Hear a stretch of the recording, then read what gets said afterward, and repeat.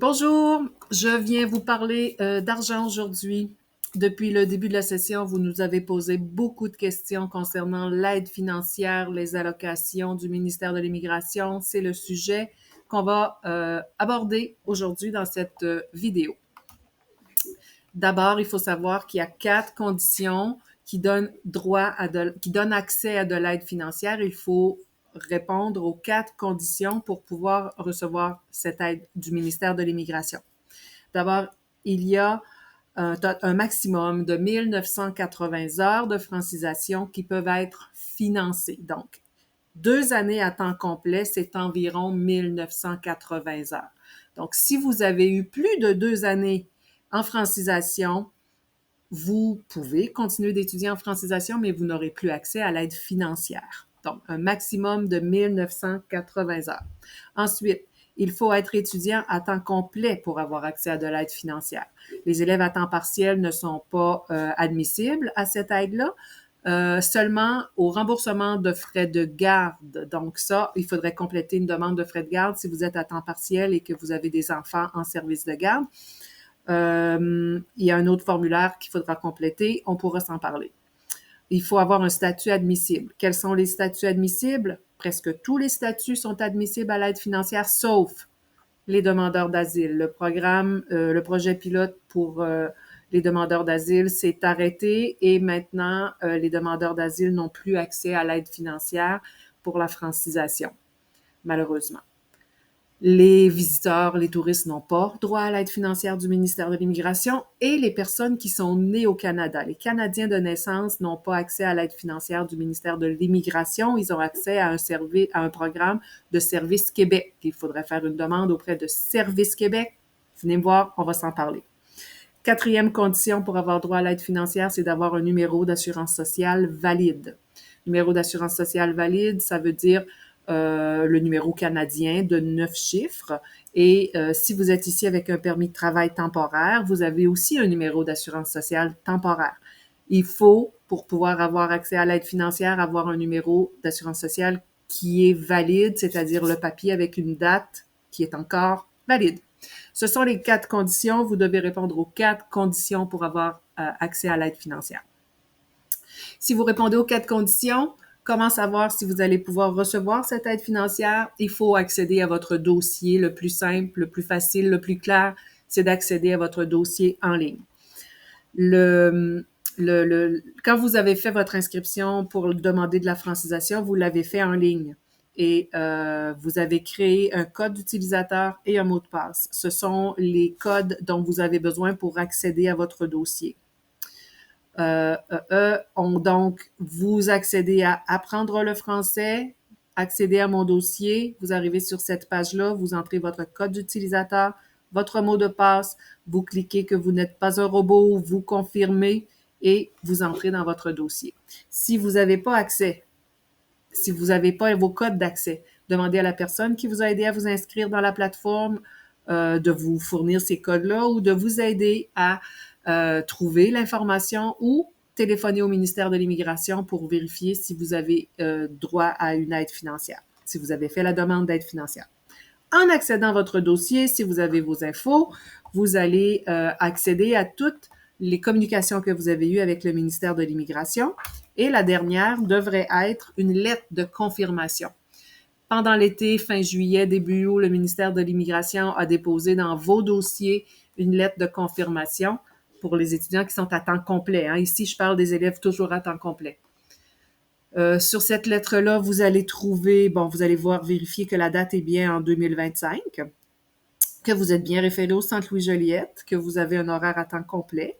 Et il y a une section sur l'aide financière. J'ai grossi cette section-là dans la partie droite de la projection ici. Donc, information sur l'aide financière. Vous avez des montants pour la session qui débute le 27 août. Allocation de participation, allocation de frais de garde, allocation de transport, total des allocations. Ce sont ici des montants hebdomadaires à chaque semaine. Et donc, s'il y a des informations là, allocation pour la participation, par exemple ici dans le modèle que j'ai, 230 $. Ça, c'est les allocations du temps complet, 230 $ par semaine. Est-ce qu'il y a des allocations pour les frais de garde? On est à 0 ici. On est à zéro parce qu'en début d'année, tout le monde est à zéro. Tout le monde qui veut demander des remboursements de frais de garde doit compléter un nouveau formulaire. Je vous reviens avec un autre clip pour vous aider à remplir la demande de frais de garde. Allocation de transport, c'est à zéro et le total est là. Donc, s'il y a des montants qui sont ici, ce sont les montants que vous allez recevoir. Si les montants sont à zéro, c'est aussi les montants que vous allez recevoir. Si le montant est à zéro, vous devez peut-être faire une demande papier. S'il y a des montants, vous allez recevoir ces montants-là. Et je vous montre ici le calendrier de versement. Donc, nous, on a commencé les cours le 27 août. 27 août, donc pour la période qui va du 25 août au 21 septembre. Le déclenchement se fera le 23 septembre et la réception prévue serait le 30 septembre. Donc, le début de la session comporte le 27 août à la période jusqu'au 21 septembre. Le déclenchement se fait le 23 et le chèque ou le dépôt direct, vérifiez si vous recevez un chèque à la maison ou si vous recevez le dépôt direct dans votre compte à la banque, devrait être déposé à ce moment-là, autour du 30 septembre. Si c'est par Poste Canada, donnez-vous quelques jours de plus avant de le recevoir. Puis n'oubliez pas, si vous aviez fait une demande de dépôt direct, de vérifier dans votre compte si l'argent a été déposé. Voici quelques situations possibles. Et vous devriez vous retrouver dans une de ces situations-là. Je suis un nouvel étudiant, j'ai fait ma demande en ligne, j'accède à mon dossier, il y a des montants sur la lettre, je vois les montants et je vais recevoir mes allocations le 30 septembre. Pour une bonne partie de vous, des étudiants ici, ça va se passer comme ça. C'est ça qu'on veut.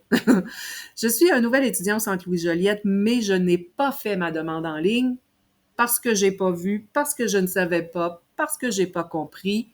Ce n'est pas grave. Si vous êtes admissible, vous êtes un nouvel étudiant, vous n'avez pas fait la demande en ligne, les montants sur votre lettre vont être à zéro. Mais vous pouvez toujours faire une demande papier. Vous devez faire une demande en papier, sur le formulaire en papier qu'on va vous remettre, si vous êtes admissible, bien sûr. Troisième situation. Je suis un étudiant du Centre Louis-Joliette, mais j'ai dû quitter le 23 janvier dernier parce que le centre a fermé ses cours.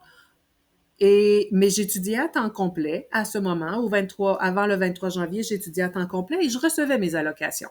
Si c'est votre situation, le ministère de l'Immigration nous dit que ils ont déposé une lettre dans votre dossier et vous allez recevoir les sommes que vous receviez avant la fermeture du centre, avant de quitter le service. Pour certains, je sais que le ministère de l'Immigration a envoyé des lettres à la maison par Poste Canada. C'est la même information qu'il faut voir et c'est possible que vous ayez reçu cette lettre-là par Poste Canada. Quatrième situation, j'étudiais au Centre Louis-Joliette à la dernière session, c'est-à-dire jusqu'au mois de juin. Mais avant le 23 janvier, j'étais à temps complet. À partir du mois de janvier, nous n'avions plus de cours à temps complet, on était seulement à temps partiel. Donc, vous étiez à temps partiel, mais avant le mois de janvier, vous étiez à temps complet. Le ministère de l'Immigration nous dit que vous retourniez à la situation que vous aviez avant de passer à temps partiel au 23 janvier. Donc, si vous étiez à temps partiel par la force, parce que nous n'avions plus les cours et qu'avant vous étiez à temps complet, vous receviez l'argent, vous devriez continuer recevoir de nouveau l'argent que vous receviez avant de passer au temps partiel. Cinquième situation, j'ai toujours étudié à temps partiel au Centre Louis-Joliette, mais maintenant, à partir de cette session, actuellement, je suis à temps complet. Je veux avoir des allocations. Dans ce cas, vous n'avez jamais eu de dossier à temps complet, c'est sûr, c'est certain qu'il faut compléter une demande en papier. Vous ne pourrez pas faire la demande en ligne, il faut compléter la demande papier si vous êtes admissible, si vous répondez aux 4 critères. Et dernière situation, je crois, pour les élèves qui ont été transférés d'un autre centre. Si vous arrivez d'un autre centre et que vous aviez déjà complété les demandes et que vous receviez les allocations dans l'autre centre, le MIFI a été informé que vous êtes rendu ici et votre dossier est simplement transféré. Vous devriez continuer de recevoir vos allocations. Les informations suivantes sont très importantes. Ce sont les dates qu'il faut retenir. Le 30 septembre, je vous ai dit, c'est le premier versement des allocations du MIFI.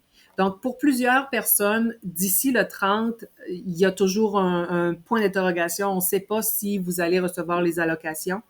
Mais au 30 septembre ou 1er 2 octobre, vous allez recevoir les allocations. Vous devriez les recevoir. Donc, pour plusieurs personnes, ça va se clarifier. Quand vous allez voir que vous avez reçu les allocations, ça va se placer. Si, rendu au 2 octobre, vous pensez que vous deviez recevoir les allocations, vous ne les avez pas reçues, c'est là qu'on va pouvoir agir. Et dans la deuxième colonne, la deuxième date importante, c'est le 27 octobre. Le ministère de l'Immigration nous dit qu'on a 60 jours pour déposer une demande d'aide financière au MIFI pour une session en cours. Donc, notre session a commencé le 27 août. On a jusqu'au 27 octobre pour déposer une demande et cette demande sera rétroactive au 27 août. Il ne faut pas dépasser les 2 mois. Après le 27 octobre, vous pouvez toujours déposer une demande, mais elle ne sera pas rétroactive. Elle va prendre effet à la journée que vous signez le formulaire de demande. Mais à l'intérieur de la session, vous avez toujours 60 jours pour déposer votre demande. La date la plus importante, selon moi, c'est le 30 septembre. C'est cette date-là qu'il faut viser, qu'il faut voir si vous allez recevoir ou non vos allocations. Je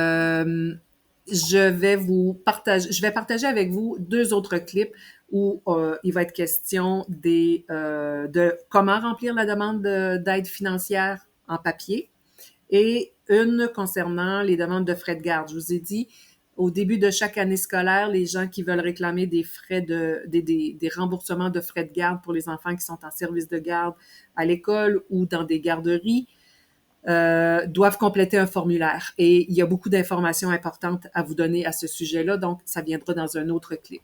J'espère que les informations que je vous ai données vous aident un peu. La décision vous revient, vous êtes des adultes et c'est votre situation. Chaque situation est un peu différente, donc réfléchissez, prenez le temps de réécouter, c'est beaucoup d'informations.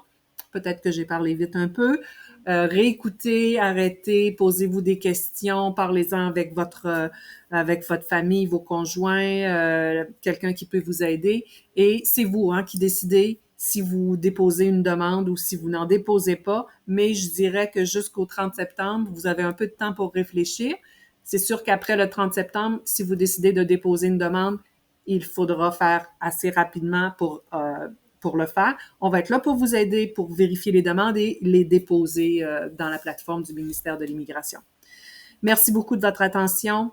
Bonne réflexion et ne manquez pas les 2 prochains clips si vous êtes intéressés.